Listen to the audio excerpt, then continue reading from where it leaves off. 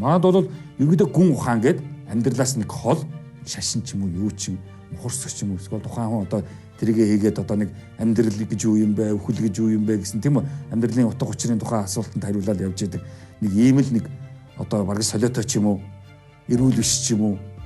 Тийм үү? Бараг ч хэрэггүй юм хийдэг хүмүүстөө наадвал чинь гэсэн нэг тийм ойлголт манай чинь ер нь бараг ч социализм үс ихтэй л дээ. Тэгээ одоо тэр үе чинь нөгөө марксизм, ленинизм гэх жинхэнэ философи орж ирээгүй. Ерөнхийдөө боогдмол философийн салбарууд орж ирж байсан байхгүй юу? Ерөнхийдөө марксизм, ленинизм тийм.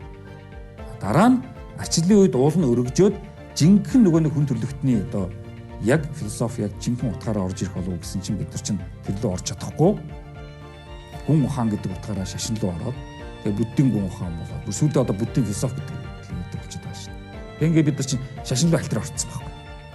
Тэгээд тэр чинь явсараад бүр мухарцсаг болоод арга билег ярьдаг болоод бүр нийгмээс бүр холдоод биднэрт ерөөсөө ямар ч утгагүй амьдралд ямар ч ач холбогдолгүй тийм сэдвээр хөөцөлдөөд нэг түүхийн юм шиг үлгэр яриад байгаа юм шиг нэг домог яриад байгаа юм шиг тэг бүр ингээд хачин буруу одоо зам руу орцсон баг.